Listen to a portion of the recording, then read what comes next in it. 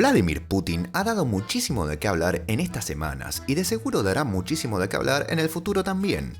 Sin embargo, desde hace tiempo que Internet lo tiene como una figura un tanto particular. Desde sus memes montando osos hasta su forma de caminar o esperar bajo la lluvia. Tiene toda la apariencia de una figura imponente e implacable al mismo tiempo. ¿Pero sabemos realmente quién es Putin? ¿De dónde surge su poder y cómo llegó al mando? ¿Fue un espía ruso? ¿Perteneció a la famosa KGB? ¿Es realmente un comunista o el nuevo Hitler, como lo han llamado en estos días? Bienvenidos a De Arte. En el día de hoy veremos la vida de Vladimir Putin. Si te interesa este tipo de contenido, hacémelo saber en los comentarios y contame de qué personaje te gustaría que te cuente su vida o de qué cosa te gustaría que hable. También, si lo tuyo es más de los datos curiosos, fíjate que podés saltar a la última sección del video, donde te dejo un par de curiosidades sobre el líder ruso. Ahora sí, vamos con el video nomás. Vladimir Vladimirovich Putin nació un 7 de octubre de 1952 en la antigua Leningrado soviética, hoy en día San Petersburgo. Proviene de una familia humilde y tuvo dos hermanos, pero ambos fallecieron rápidamente. De pequeño, Putin comenzó a practicar sambo y judo, es decir, deportes de combate, en los cuales continuó especializándose durante su vida. Estudió Derecho en la Universidad Estatal de Leningrado y se recibió con honores de la misma. Durante su paso por la universidad, conoció a Anatoly Sobchak, quien no solo sería su profesor, sino también su mentor político. Sobchak fue alcalde de San Petersburgo y también uno de los líderes de la famosa Perestroika, esto es, la reestructuración política y económica de la Unión Soviética, reforma que fue llevada a cabo por Gorbachev. Al finalizar sus estudios, Putin fue reclutado por la KGB, esto es, el Comité para la Seguridad del Estado, quienes fueron la mítica agencia de inteligencia soviética. De esta forma, Putin comenzó a trabajar en el contraespionaje, perteneciendo a este organismo hasta la caída del muro de Berlín en el año 1989. Momento donde Putin se encontraba en Alemania Oriental y es llamado de vuelta a Rusia. En 1990 comienza a trabajar con Anatoly Sobchak y presenta su renuncia a la KGB, de la cual logra salir en 1991. Es con Sobchak que logra meterse de lleno en la política, ganándose la confianza de este y logrando resultados en su trabajo como consejero del mismo. Hacia 1996, y ya con algunos años de experiencia en la política, Putin se muda hacia Moscú, donde forma parte del grupo de Pavel Borodin, un político ruso quien en ese momento estaba encargado de la administración del Kremlin. Una vez acomodado en Moscú, Putin comenzó a entablar conexiones políticas de importancia, por ejemplo, con Anatoly Chubais o con el expresidente Boris Yeltsin. De esta manera, Putin logró posiciones administrativas más firmes, y en 1998, Yeltsin lo nombra director del Servicio Federal de Seguridad, una especie de organismo sucesor de la KGB.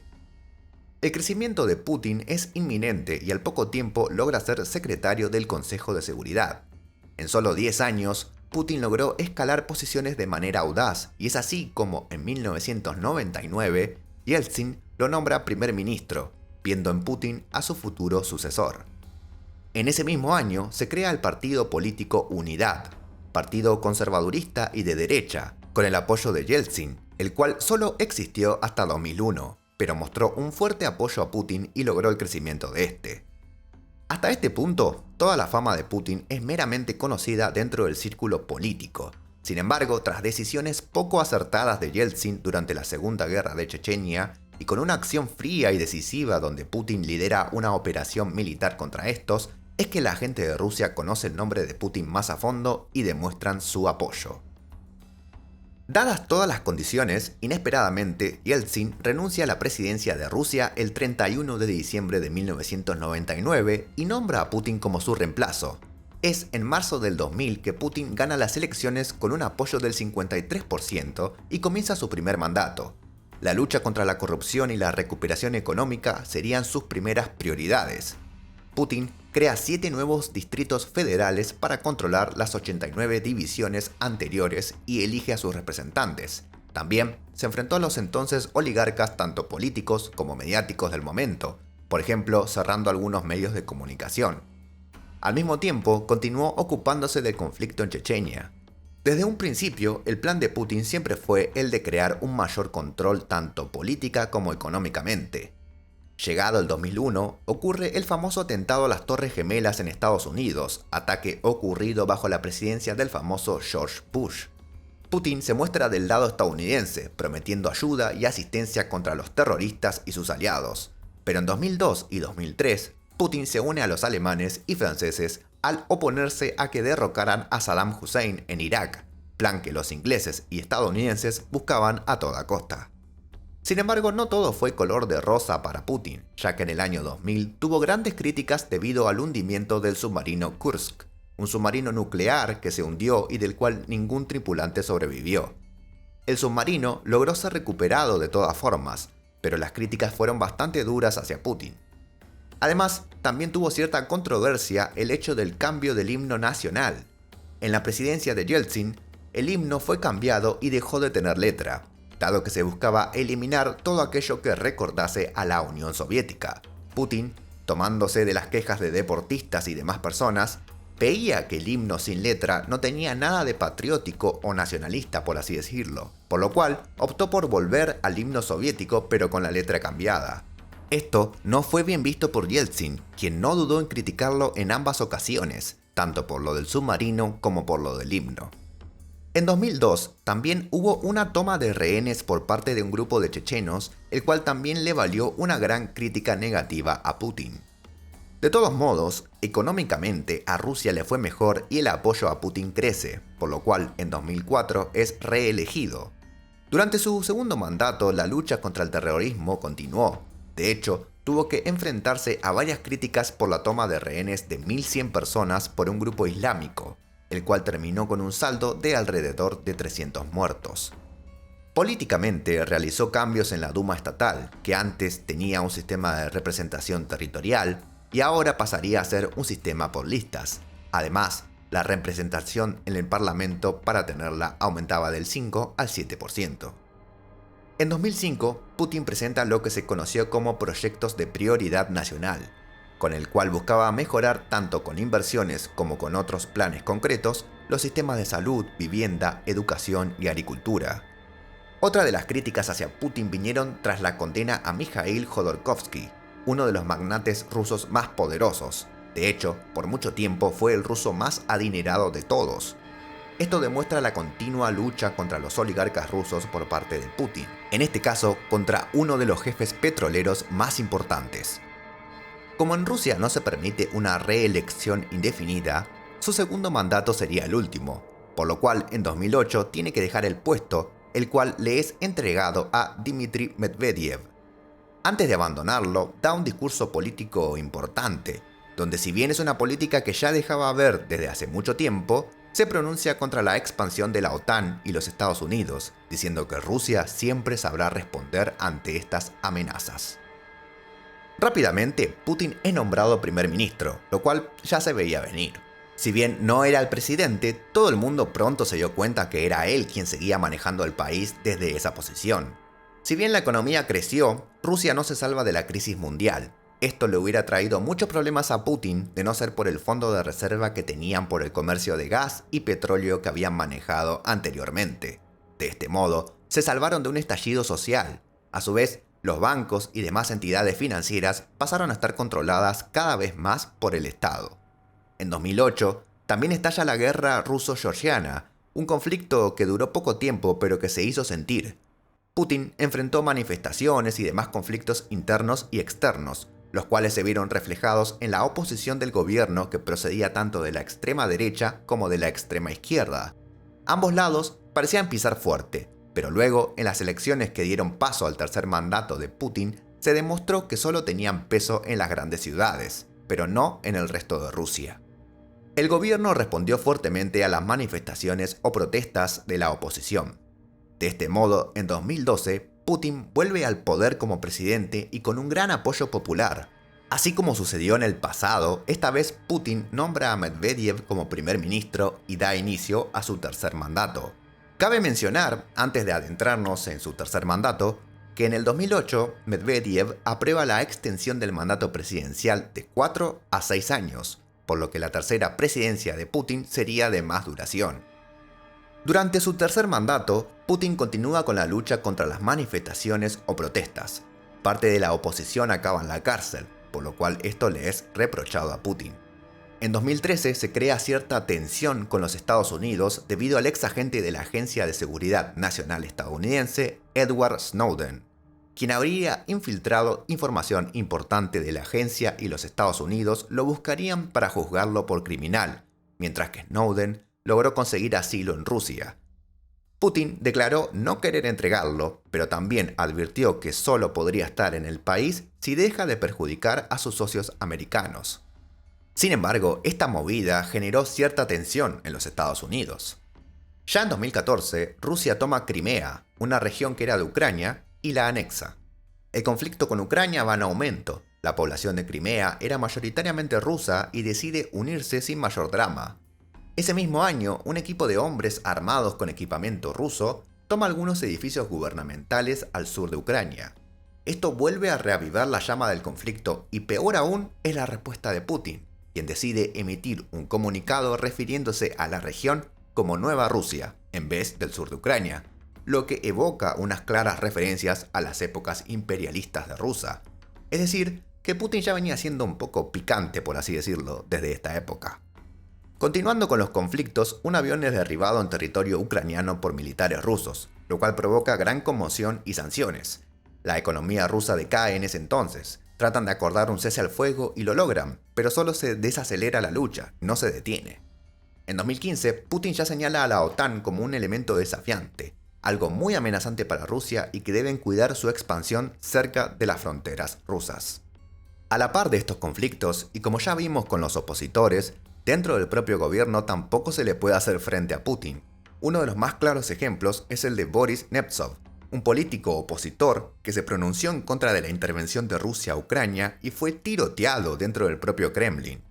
Para 2016, Ucrania denunciaba que Rusia había cometido una gran cantidad de delitos cibernéticos en su país, además de violar varias restricciones territoriales de la OTAN. En 2017, Montenegro denuncia a Rusia y culpa directamente a Putin por intentar orquestar un golpe de Estado en un intento de asesinato al primer ministro Milo Đukanović, y establecer un gobierno prorruso, alegando que el ingreso a la OTAN por parte de los montenegrinos sería una amenaza para los rusos. Otro de los ataques que tuvieron en mira a Putin fue el de las elecciones presidenciales que pusieron a Trump en el poder estadounidense, diciendo que los rusos influenciaron fuertemente en estas elecciones, ya que hubo un ataque hacia Hillary Clinton y la publicación de muchos correos privados, los cuales se apuntaron como responsables a los servicios de inteligencia rusos. Tanto Donald Trump como Vladimir Putin negaron todo lo relacionado a esto. Ya casi adentrándonos en su cuarto mandato, el nombre de Vladimir Putin sigue pisando fuertemente en territorio ruso. La economía rusa no se encontraba en su mejor momento, más bien lo contrario, pero el nombre de Putin nunca deja de tener fuerza en el pueblo, a lo cual algunos se lo otorgan al fraude o al miedo que Putin genera en la población. Sea como sea, todo lo relacionado a materia económica o política que no funcionase le era vertido hacia el primer ministro, Medvedev, y no hacia Putin. Antes de comenzar su cuarto mandato, Putin tuvo que enfrentar un conflicto internacional bastante grave. Sergei Skripal fue descubierto como doble agente y condenado por máxima traición en Rusia. El ruso trabajaba como espía para Inglaterra. Luego, él y su hija fueron envenenados con gas, pero lograron sobrevivir. Este ataque fue considerado como intento de asesinato y atribuido al mismísimo Putin de dar las órdenes. Ya al iniciar su cuarto mandato, gana las elecciones como siempre, con gran apoyo, pero cabe mencionar que gran parte de la oposición se le prohibió participar en las elecciones. Putin y Trump continúan negando la participación de los rusos en las elecciones estadounidenses y, a la misma vez, ambos demuestran llevarse considerablemente bien, lo que genera cierto malestar o ruido entre los estadounidenses y otras naciones del mundo. En 2020, Putin muestra sus intenciones de modificar la constitución rusa, eliminando, principalmente, los límites al mandato presidencial. De esta manera, la presidencia de Putin se podría extender durante mucho tiempo, concretamente hasta el año 2036. Como todos sabemos, en 2020 la pandemia retrasa los planes del mundo, pero Putin logra aprobar su cambio a la constitución y efectivamente deja el camino a continuar su mandato hacia el año ya dicho. El cambio es aprobado con un rotundo sí por todos en el gobierno. Este hecho fue muy criticado por la oposición, pero a la misma vez era esperado, dado que consideran a Putin como quien controla absolutamente todo. Tras esta decisión, Medvedev renuncia junto a todo su gabinete como primer ministro y es sustituido por Mikhail Mishustin. Ya a fines de 2021, Putin concentra gran cantidad de fuerzas rusas y bielorrusas en la frontera de Ucrania. Se niega toda intención de realizar una invasión, pero para febrero de 2022, precisamente el 24 de febrero, Putin anuncia una intervención, una operación militar especial en Ucrania. Este es el inicio de la guerra que hasta el día de hoy no tiene resolución y clama como desencadenante al avance de la OTAN por los territorios rusos. Rápidamente, los líderes de todo el mundo condenaron el accionar ruso, aplicando sanciones severas a este país. Pero este es un capítulo aparte, extenso, interesante y repudiable que se puede tratar en otro video. Antes de terminar, les respondo un par de preguntas que se suelen hacer siempre sobre el líder ruso por todo internet y un par de curiosidades sobre el mismo. ¿Quiere Putin volver a la antigua Unión Soviética? Es decir, ¿es Putin comunista? La realidad es que no. Putin muchísimas veces se ha declarado en contra del comunismo. Sí, es cierto que dijo que el fin de la Unión Soviética fue un desastre, pero no con esto se refería a la vuelta del comunismo. Putin tiene más correlatividad con el imperialismo presoviético que con el comunismo. Económicamente, políticamente y socialmente no es algo en lo que Putin considere o quiera en absoluto. Por lo tanto, no se dejen llevar por títulos sacados de contexto o simplemente no se queden con un título y lean la nota. Putin no es en absoluto un comunista.